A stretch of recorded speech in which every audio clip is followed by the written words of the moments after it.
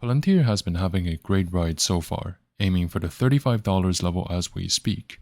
It's been such a comeback, like an epic comeback after many months of dread and pressure to cut the losses. AI may not have benefited the rest of humanity yet, or may not have wiped us out yet, but it sure turned the fortune of those holding the shares of Palantir. Hi everyone, I hope that you had an amazing day and lots of profitable trades. In this video, we're going to talk about Palantir and see if it can make you a lot of money.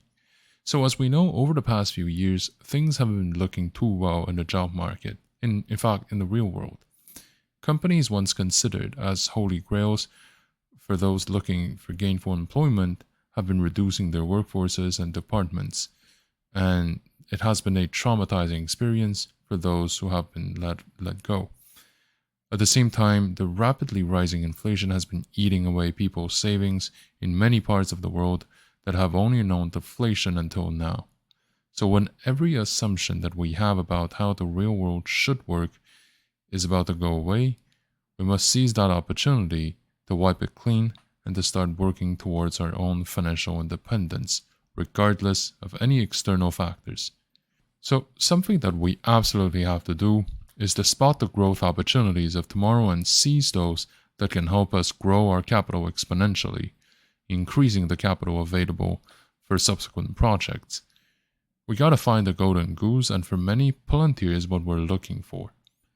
Over the past few years, it has become much more than yet another tech stock begging for money in exchange of promises. It is now a major player in a promising sector that can tell us a lot about the money, the capital, looking for exposure in risks. And if the tidal wave is like already rising or is ready to rise all ships. The company has enough reputation, prestige, and technological know-how to arouse the market's curiosity, as well as the capacity to rise people's tendency to follow the trends, or at least to monetize that tendency. It is a company that people would often view equally as the risk appetite of the market alongside others like Tesla or Nvidia. Palantir's reactivity to the macroeconomic tidal waves makes it a very interesting company to analyze and to perhaps invest in. So in this video, we're going to take a deep dive into Palantir and see if it deserves to have a place in your portfolio. Now, before the video continues, I just want to take a moment to thank each one of you for coming to my channel and hope that you're going to enjoy your stay here. If you like what you see, please consider to like, subscribe, and check out my channel for playlists of the companies I cover. With that being said, I hope that you're going to enjoy today's video, and let's get started. Now, over the past few days, Palantir has been able to climb to around $29 as it reacted to indirect and yet increasingly obvious signals coming from the US economy. The stock has definitely resumed its upward trend, aiming for the $30 to $35. So over the course of the past few months, despite an absence of significant catalysts, the drift of summer trading volume, and many attempts to push the stock lower, Palantir's price has been able to hold itself above the $21 level while looking for consolidation. Now, a lot of the additional reasons, even though you may not see them as such, may include the rebalance of S&P 500, sometimes the questioning of Palantir's capacity to maintain its growth. These elements have reinforced many shareholders' existing tendency to take profit while waiting for a better entry point. Some may also have believed that short selling is a good idea given the price action's pullbacks. So, due to the nature of its shareholder base, Palantir has always been a stock made of momentum and a large dose of anticipation and self-fulfilling prophecy, instead of analyzing the cash flows or the profitability or the liquidity of its assets. The fact that its actual financial results are decent may be good news, but not good enough to support, let alone pushing, the current valuation higher. we can see that its widening scope has grabbed the market's attention far more than anything else. So far, the resistance that has turned into support levels have been identified as like $25 and above, with support levels between $20 to $23 providing some stability to its price movements. These levels serve as important markers for investors, which indicate potential areas of price reversals or continuations that have now been passed through. Now, the short-term trend for Palantir stock appears to be bullish. The previous decrease in both interest and volume from investors are now old stories. The overall trend has been and remains bullish, and the short-term weakening momentum that we experienced a few weeks ago ended up not transforming itself into a larger market sell-off or trend reversal. Regarding volume, the stock sees a trading volume that is stable between $20 to $30 million. Not dollars, but 20 to 30 million shares a day. Now, we used to see more than 100 million shares per day in terms of volume when we saw Palantir going from $8 to $15. But these days are now long past. So the market has been stabilizing despite the changes in the price action. And we definitely would need to see far bigger catalysts if we want to see the 100 million shares a day type of volume back. And in fact, I would argue that we don't really need those types of volumes for Palantir to keep thriving. Sometimes stability is good, and we're going to see stability might be something that doesn't come easily for a stock like Palantir. As the market continues to go through a lot of uncertainties, including like the upcoming elections, interest rates decisions, trade wars, actual wars around the world and around the markets, there are invisible forces from the markets that may be seen to dole out capital to profit from potential arbitrage opportunities. And also, there are at the same time an increasing number of people who would prefer to safekeep their capital instead of navigating those uncertainties.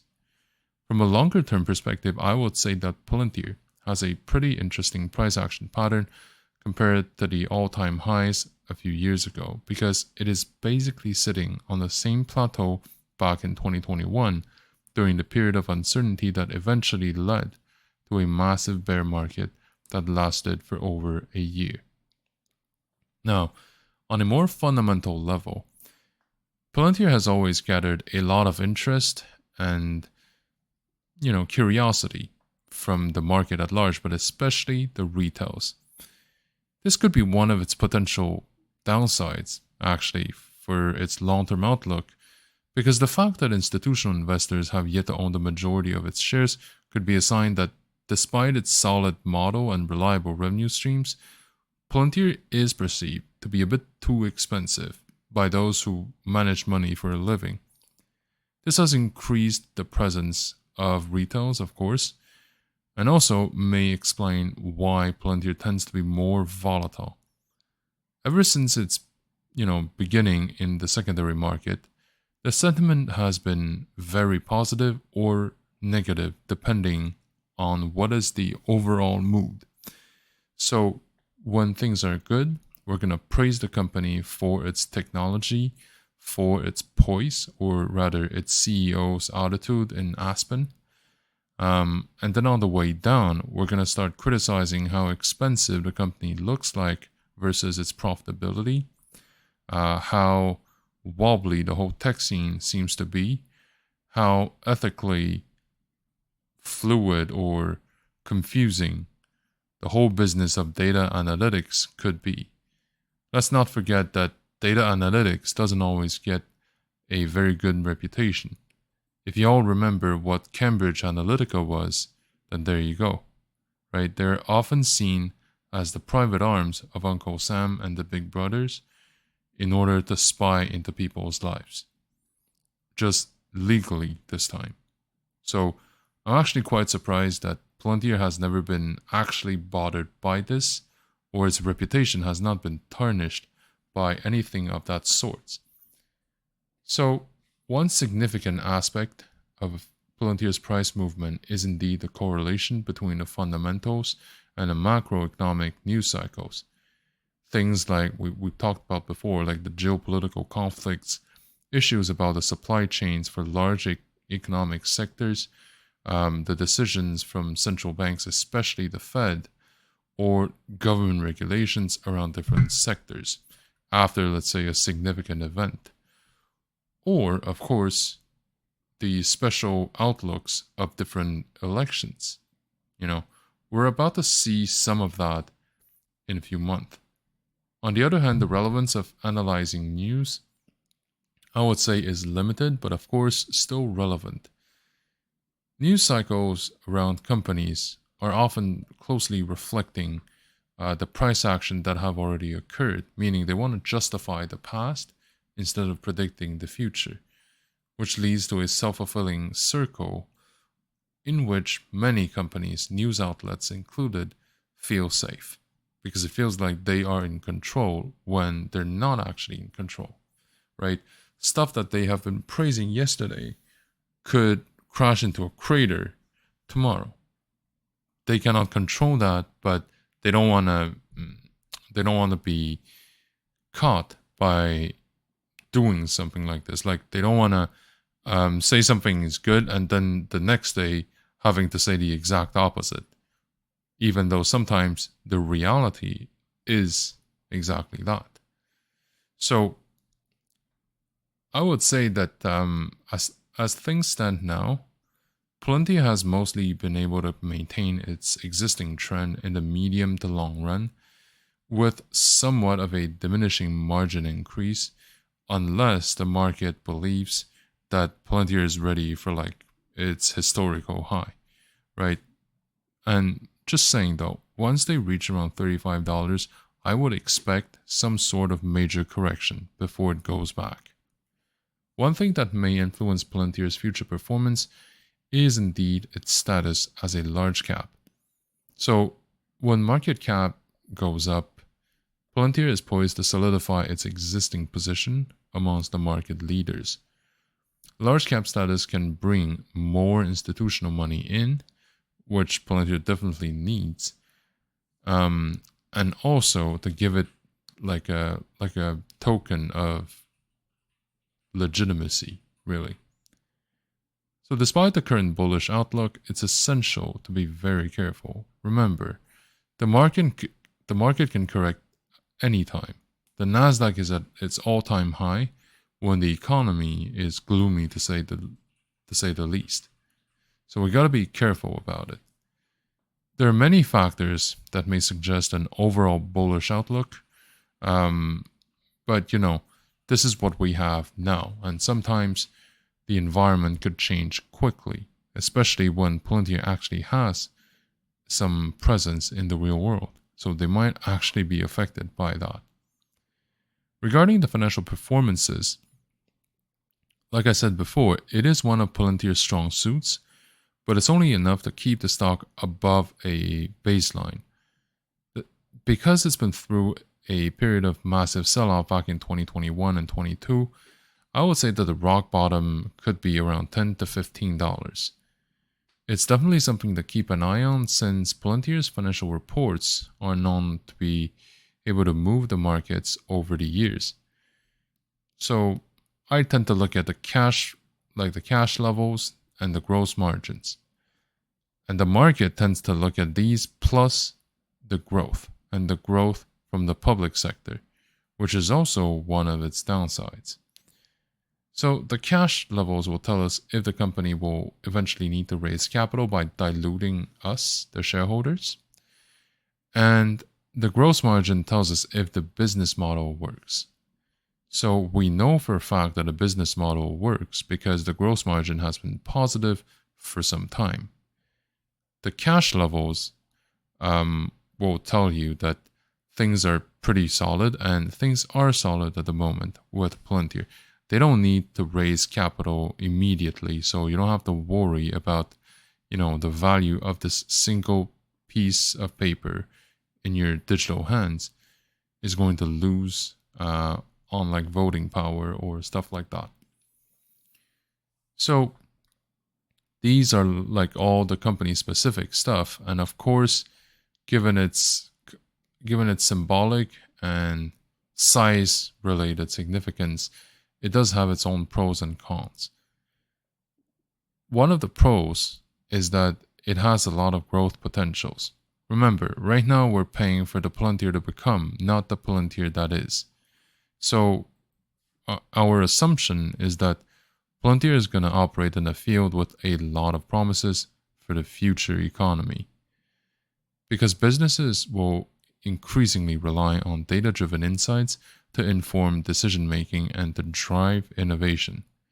So for companies that are like Palantir, that are well-positioned to capitalize this trend, the future could be pretty bright.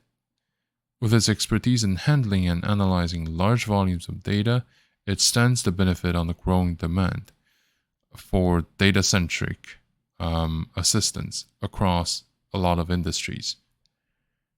Now, it has also like demonstrated its ability to capitalize on popular trends and to generate a lot of interest from markets through like advertising, partnerships, and strategic moves. Palantir has enhanced its visibility and appeal to those who are attracted by AI.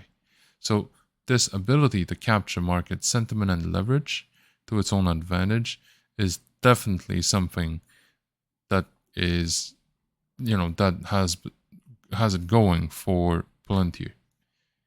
Now, in terms of its downsides, one of the things that is pretty obvious but nobody seems to be talking about, or nobody seems to want to talk about, is the possibility of legal challenges about the privacy and the ownership and the right of usage of data. Data is a sensitive resource, and Palantir should be very well aware of it.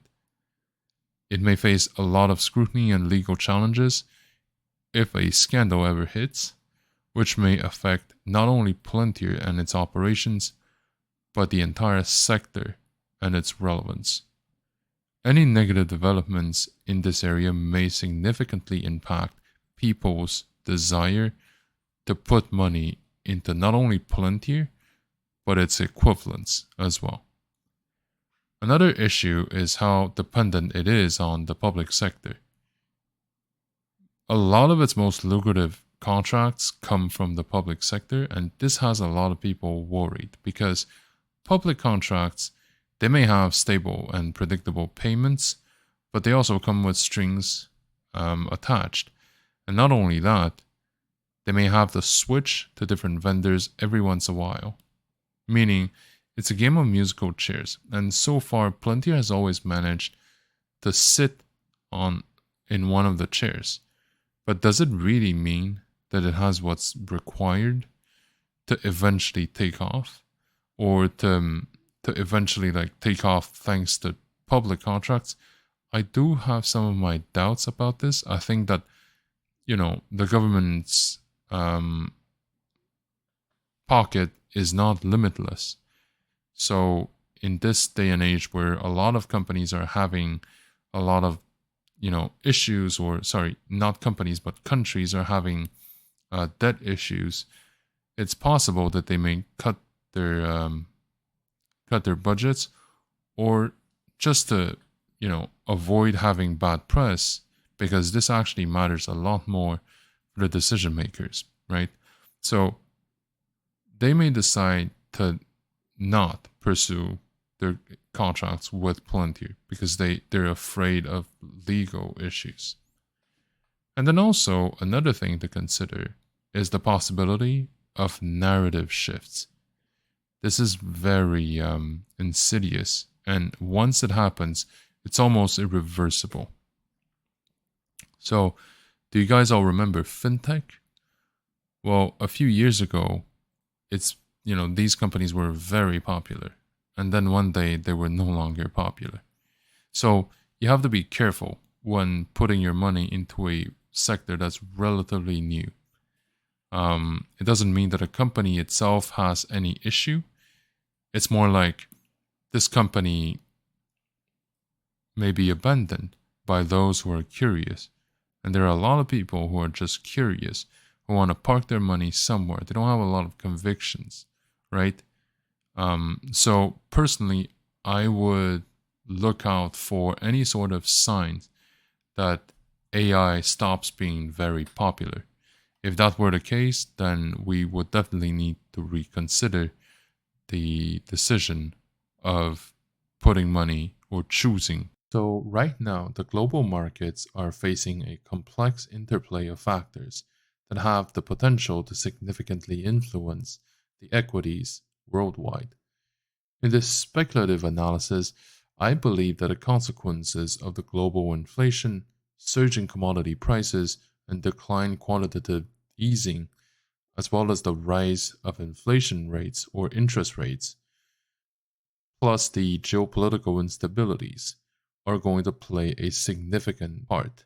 The increasing inflation rate has been putting pressures across the globe, threatening the purchasing power, raising the input costs, and impacting corporate profitability. Companies operating internationally may face challenges in managing rising production costs and also to sustain profit margins. Those dynamics could trigger market volatility as investors adjust their risk return expectations. The upward trajectory of commodity prices, including energy, metals, agricultural products, have been having far reaching implications for various sectors of the global equities market. The companies heavily dependent on these commodities may experience squeezed profit margins, potentially affecting stock valuations and investor sentiment. The reduction or the end of QE's quantitative easing measures by the central banks worldwide may have resulted in reduced market liquidity. So, this in turn could lead to higher borrowing costs for companies seeking capital, which may also discourage investment activities or will. The elevated market volatility plus the reduced investors' appetite may also continue to occur. Now, the central banks around the world are tackling this delicate situation of balancing the inflation rates with the economic stability and, if possible, growth. Central banks opted for aggressive interest rate hikes to combat inflations. Borrowing costs for companies have been rising, which has also slowed down business activities and also fueling the market's volatility in terms of the equity prices. Now, ongoing geopolitical tensions, including trade disputes, political uncertainties, and social unrests, will inject an additional element of volatility into the global markets. Investors may adopt a cautious approach, shifting towards safer assets, impacting the equities. Additionally, the escalating conflicts may disrupt supply chains, negatively impacting the performance of international companies. Given the interconnectedness of global markets, the aforementioned factors have reverberating effects on the US equities market. Companies with significant exposure to international market may face a lot of headwinds resulting from the economic slowdowns, disrupting the supply chains and the currency fluctuations. But nevertheless, the US market is known for its resilience, and the diverse sectors may attract investors seeking safe havens. So, really, the current landscape is characterized by global inflation, surging commodity prices, reduced quantitative easing, rising central bank inflation rates, geopolitical instabilities, and also ongoing lack of certainty regarding growth. While the US market may exhibit relative strength due to the safe haven status, it's going to remain interconnected with the global economic landscape. For long term investors, these conditions may offer opportunities to identify undervalued companies with strong fundamentals and international diversification. With that being said, short-term trades should be approached with caution because of the increased volatility and uncertainty. And also, we should be careful when assessing individual companies, sectors, or regions. Having said all this, what is my current opinion about Palantir? Well, it's bullish. I believe that Palantir's future remains bright in the long and medium term. In the short term, though, I do believe that Palantir might be a little bit overbought just because the speed at which it increased in terms of like share price may not be sustainable in the upcoming days and weeks. But this is something that's more the appearance than the substance, right? So I do believe that if you want to buy Palantir, you have to be someone who's willing to stomach some degree of risks and volatility. That this money, you don't absolutely need it tomorrow to pay your rent. This is the kind of money that can be parked into your portfolio for the foreseeable future. If that is the case, then I would say that Palantir might be a good stock for you that you can start trickle in now. And the maximum exposure should be between 8 to 10% of your portfolio, and a holding period should be at least more than 24 months.